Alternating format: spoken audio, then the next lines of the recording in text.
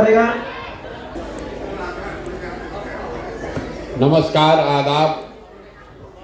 आप सबको ईद की मुबारकबाद भी। मेरा नाम है प्रशांत किशोर। आप यहाँ आए हैं अपने दिनचर्या से समय निकाल के, घर का काम वाम छोड़कर। उसके लिए आपका आभार व्यक्त करते हैं, आपका हृदय से शुक्रिया अदा आपको कर रहे हैं। ये जो पूरा अभियान है, ये कोई राजनीतिक अभियान नहीं है। जन सुराग हम जो पैदल चल रहे हैं, ये आपसे वोट मांगने का अभियान नहीं। हमने कोई दल नहीं बनाया है। ये सामाजिक आंदोलन भी नहीं है। ये समाज में क्रांति लाने का भी अभियान नहीं है। मेरा आंदोलन और क्रांति में कोई यकीन नहीं है। बहुत लोगों को लगता है कि व्यवस्था परिवर्तन के लिए समाज में क्रांति करना चाहिए, आंदोलन करना चाहिए। हम उनमें से नहीं है जिनको आंदोलन में यकीन है। जो हमारी समझ है, दुनिया भर में मानव सभ्यता के इतिहास को अगर आप ध्यान से पढ़िएगा, उसको समझने का प्रयास कीजिएगा, तो आपको पता चलेगा कि आंदोलनों से, क्रांति से किसी भी समाज का भला नहीं हुआ। आंदोलन और क्रांति से आप किसी को सत्ता से हटा सकते हैं, बड़े से बड़े सल्तनत को उखाड़ सकते हैं, लेकिन नई व्यवस्था नहीं बना सकते। आंदोलन और क्रांति तेज हथियार के जैसा है। उससे आप पेड़ को काट सकते हैं, लेकिन आपके हाथ में कितना भी तेज हथियार हो, उससे आप पौधे को वृक्ष नहीं बना सकते। तो जन सुराग, और हम लोगों ने देखा है बिहार में, आपने देखा जेपी का आंदोलन हुआ बिहार में। बहुत लोग आपने अपने युवा काल में उसको देखा होगा, उससे जुड़े भी रहे होंगे। जेपी के आंदोलन ने इंदिरा जी की सत्ता को उखाड़ दिया, लेकिन उससे देश की व्यवस्था नहीं बदली, बिहार की व्यवस्था नहीं बदली। पूरे दुनिया में ये एग्जाम्पल है। इसीलिए जन सुराज आंदोलन नहीं है, ये वोट मांगने का भी प्रयास नहीं है। वोट तो आप दे ही रहे हैं 50 वर्ष से। जो आता है यही कहता है कि भैया हमको वोट दीजिए, हम ठीक कर देंगे। कोई थोड़ा कम या ज्यादा, सब लोग काम कर ही रहा है। आपसे जिससे भी बात होगी, जो नेता आता है वो ये बताता है कि मैं बहुत अच्छा हूं, और जो मेरा विरोधी है वो उसकी वजह से ही सब खराबी है। अगर आप भाजपा के समर्थक हैं, मोदी जी को आपने वोट दिया है, आपको लग रहा है कि मोदी जी ही देश को सुधार देंगे। अगर आप मोदी जी के विरोधी हैं, तो आपको लग रहा है कि मोदी जी ने देश को बर्बाद कर दिया। यही हाल बिहार में है। तो इस पूरे अभियान में हम बिल्कुल उलट बात कह रहे हैं। हम कह रहे हैं कि जिस नेता ने भी यहां काम किया, जिसने भी सरकार बनाई, जिसने जो काम किया या करने का दावा कर रहा है, उस सब को सही मान लीजिए। क्यों दिमाग खराब कर रहे हैं कि ज्यादा कांग्रेस खराब था कि लालू जी खराब थे? लालू जी ने बिहार को बर्बाद किया कि नीतीश ने बर्बाद किया? ये बहस में काहे पड़ते? ये मान लीजिए कि कांग्रेस यहाँ 40 साल शासन किया, कांग्रेस के लोगों ने बहुत अच्छा काम किया। ये मान लीजिए कि लालू जी के राज में जो गरीबी से लोग पीड़ित थे, जो सामाजिक तौर पर पिछड़े थे, उनको आवाज मिल गई। ये मान लीजिए कि नीतीश कुमार के राज में बिहार में बिजली सड़क बन गया, बिहार में विकास हो गया। लेकिन अगर सबके बात को सही मान भी लीजिएगा, तो भी आपके हमारी जो सच्चाई है कि बिहार आज देश का सबसे गरीब, सबसे पिछड़ा, सबसे ज्यादा अशिक्षित, सबसे ज्यादा भूखमरी और बेरोजगारी वाला राज्य है। तो बहस करने की क्या जरूरत है? काहे दिमाग खराब कर रहे हैं कि कौन खराब है कौन अच्छा है? अरे भाई, अगर सब अच्छा है तब भी हम लोग का दशा सबसे खराब है। तो इतना तो किसी को समझ में आना चाहिए कि जिस रास्ते पर आप पिछले 50 साल से चल रहे हैं, इस रास्ते पर चल के तो बिहार नहीं सुधर सकता। अगर सुधरना रहता तब तक सुधर जाता। पिछला 50 साल में 27 से ज्यादा अलग अलग लोग मुख्यमंत्री बने, कोई ना कोई सुधार देता। क्यों नहीं सुधर रहा है, हम आपको वो बताने आए। आप जब तक रोग का कारण नहीं समझिएगा तब तक रोग का इलाज नहीं हो सकता। पहले आप ये समझिए कि बिहार में इतनी गरीबी है क्यों, हम लोग सबसे गरीब क्यों हैं। दूसरे राज्यों में भी भ्रष्टाचार है, दूसरे राज्य में भी नेता लोग सब संत नहीं है, वहां पर भी लोग चुनाव हार रहा है, जीत रहा है, वहां पर भी कुछ काम हो रहा है, कुछ काम नहीं हो रहा है। लेकिन बिहार में इतना गरीबी क्यों है, इस बात को अगर आप समझना चाहते हैं तो आपको 2 मिनट स्थिर होकर राजनीति से अलग हटके ये जानना होगा कि दुनिया भर में विद्वानों ने गरीबी से निकलने का रास्ता क्या बताया। सारे विद्वानों ने बताया कि गरीबी से निकलने का 3 ही रास्ता है। आपके माता पिता ने भी बताया होगा, आपके गुरुओं ने बताया होगा, आपका अनुभव भी यही होगा। 3 गो रास्ता है। पहला रास्ता है पढ़ाई।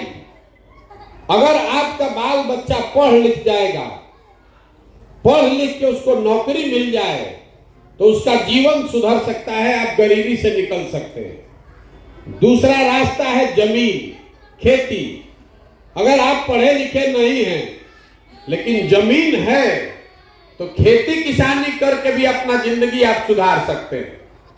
और तीसरा रास्ता है पैसा, पूंजी। अगर पढ़े लिखे नहीं हैं, जमीन नहीं है लेकिन पैसा है तो कोई दुकानदारी, रोजी रोजगार, उद्योग व्यापार करके अपना जीवन सुधार सकते हैं। बिहार को अगर आप ध्यान से देखिएगा तो यहां ज्यादातर लोगों के पास ये तीनों में तीनों चीज नहीं है। ये तीनों दरवाजा ही बंद है। यहां जितने लोग रहते हैं, आपके बच्चों के पढ़ने की व्यवस्था ही नहीं है। गरीब का बच्चा जो पढ़ने जा रहा है वो पढ़ाई हो ही नहीं रही, वहां खिचड़ी बटा रहा है। आप में से बहुत लोग ऐसे भी हैं जो अपने बच्चों को प्राइवेट स्कूल में पढ़ा रहा है। तो आपको लग रहा है कि हमारा लड़का तो प्राइवेट में पढ़ रहा है, वो आगे बढ़ जाएगा। वो भी आगे नहीं बढ़ सकता है। इसलिए नहीं बढ़ सकता है कि स्कूल भले आप प्राइवेट खोज लीजिएगा लेकिन कॉलेज तो सरकारी ही है। कॉलेज में भी यहाँ पढ़ाई नहीं हो रहा है। जो लड़के स्कूल पास करके कॉलेज में जाते हैं, एक दिन कॉलेज में गया, नाम लिखवाया, एक बार एडमिट कार्ड लेके वहां परीक्षा दिया और बाद में जाकर डिग्री लेकर आया। तो स्कूल में खिचड़ी बट रहा है, कॉलेज में डिग्री बट रहा है, पढ़ाई दोनों में कहीं नहीं हो रहा है। तो जब आपके बच्चे पढ़ेंगे ही नहीं तो वो मजदूर नहीं बनेंगे तो कलेक्टर बनेंगे। 13 करोड़ की आबादी में, बिहार में 13 करोड़ आबादी है, 5 लाख से कम बच्चे ही यहां से बाहर जाकर पढ़ाई कर पा रहे हैं। तो बहुत लोग जो सोचता है कि हमारा लड़का बाहर जाकर पढ़ लेगा, तो 13 करोड़ आदमी का लड़का तो बाहर नहीं जा रहा है। 5 लाख के आसपास लड़के बाहर जाते हैं पढ़ने। तो ज्यादातर लोगों के बच्चों के पास अच्छी शिक्षा का उपाय नहीं।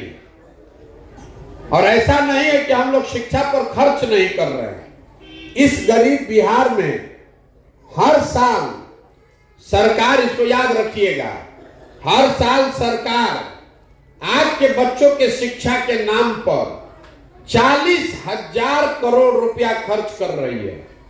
40,000 करोड़। लेकिन इतना बंदरबाट है, इतना चोरी, इतना भ्रष्टाचार है कि उससे 40 को बच्चा भी पढ़ के नहीं निकल रहा है। तो पढ़ने की व्यवस्था यहां है नहीं। तो आप कहिए कि मान लीजिए पढ़ लिख के भी कुछ नहीं होना है, खेती से काहे नहीं सुधर रहा है, बहुत आदमी यहाँ खेती करता है। आप खेती से अपना जीवन क्यों नहीं सुधार पा रहे? उसको अगर समझना है तो आप पहले ये जानिए कि बिहार में जो 100 आदमी रहते हैं, 100 में 60 आदमी के पास एक धूर जमीनें नहीं है। पूरे देश में सबसे ज्यादा भूमिहीन लोग बिहार में रहते हैं। 100 में 60 आदमी के पास एक भी धूर जमीन नहीं है, और जो 40 आदमी के पास जमीन है, उस 40 में 35 आदमी के पास 2 बीघे से कम जमीन है। आप बहुत छोटे किसान हैं, तो 2 बीघा से कम जमीन वाला जो आदमी है, जो किसान है, वो कमाने के लिए खेती नहीं करता है, वो खाने के लिए खेती करता है। आप अपने खेत में वही उपजा पा रहे हैं कि आपका और आपके बाल बच्चे का पेट भर जाए।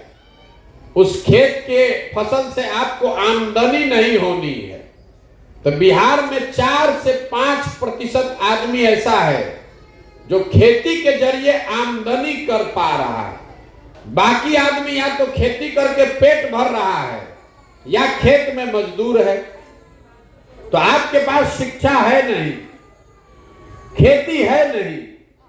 तीसरा रास्ता आपको बताया, पूंजी।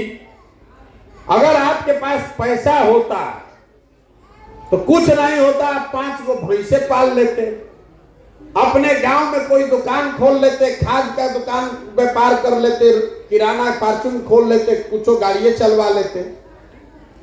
वो काम क्यों नहीं हो रहा है? वो इसलिए नहीं हो रहा है कि बिहार में प्रति व्यक्ति आय है 35,000 रुपया।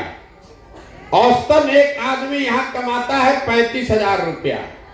तो इस महंगाई के जमाने में 35,000 रुपया में साल में आप खाइएगा क्या, बचाइएगा क्या, और पूंजी कहां से लाइएगा? तो आपके पास शिक्षा है नहीं, जमीन है नहीं, आप पूंजी है नहीं, तो गरीबी से निकलिएगा कैसे? जिसको वोट देना है दे दीजिए, जिसको गाली देना है दे लीजिए, जिसको सरकार में लाना है ले आइए, जिसको हटाना है हटा दीजिए। ये सुधरने वाला नहीं है। जब तक बिहार में यहां के बच्चों के पढ़ने की व्यवस्था नहीं होगी, जब तक भूमिहीनों को यहां जमीन नहीं दिया जाएगा और लोगों के हाथ में पूंजी नहीं दिया जाएगा, बैंक के माध्यम से लोन देके, कर्ज देके अगर आपके हाथ में पूंजी दे दिया जाए ताकि घर घर लोग रोजी रोजगार कर सके, जब तक ये 3 काम नहीं होगा तब तक बिहार की दशा नहीं सुधर सकती है। तो आप अभी पूछिएगा कि भैया अगर आपको ये समझ में आ रहा है तो सरकार में जो लोग बैठे हैं वो काम ये क्यों नहीं कर रहे हैं?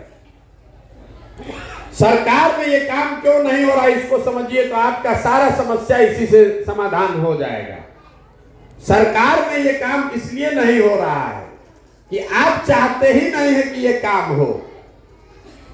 आप बतिया रहे हैं रोज सुबह से शाम तक, शिक्षा होना चाहिए, रोजगार होना चाहिए। जिसको खड़ा करेंगे वो यही कहेगा भैया भ्रष्टाचार नहीं होना चाहिए, सड़क नहीं है, नाली नहीं है, खेत में पानी नहीं, सब बात आपको मालूम है। लेकिन अगर जब आप वोट करते हैं तो आप वोट इन मुद्दों पर नहीं करते। अभी जितना लोग यहां बैठा है आपसे 2 सवाल करेंगे, अभी आप जवाब दीजिएगा तो आपको पता चलेगा। अभी आपसे सवाल करेंगे, आपको जवाब देना है, हाथ उठाकर और मुंह से बोलना है हाँ चाहे ना। यहां जितने लोग हैं आप इस बात को तो मानिएगा कि बिहार में और कुछ हो चाहे नहीं, सबके बच्चों के पढ़ने की व्यवस्था होनी चाहिए। होनी चाहिए कि नहीं होनी चाहिए? सबको हाथ उठा के बोलना है जोर से, होनी चाहिए कि नहीं होनी चाहिए? पढ़ने की व्यवस्था होना चाहिए ना भाई। सब लोग बोला है ना अभी।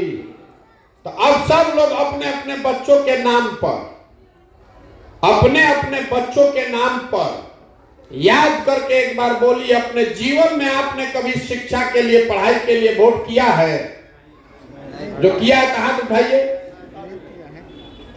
तो जब यही आपके समस्या का मूल कारण है, आपको मालूम है कि आपके बाल बच्चे अगर पढ़ जाएं तो आपकी दशा सुधर सकती है, इसके लिए किसी नेता की जरूरत नहीं है। लेकिन आप पढ़ाई के लिए वोट नहीं करते, आप रोजगार के लिए वोट नहीं करते, आपको लग रहा है कि आपको नेता ठग रहा है, हम आपको बता रहे हैं कि आपको नेता ठगिए नहीं रहा। अगर आपको नेता ठगता तो एक चुनाव में नेता ठगता, दूसरा चुनाव में आप जग जाते, दो चुनाव में नेता ठगता, तीसरे में जग जाते। लेकिन अगर आप 50 बरस से ठगे जा रहे हैं तो इसका मतलब है कि कहीं ना कहीं गलती आप में, हम में भी है।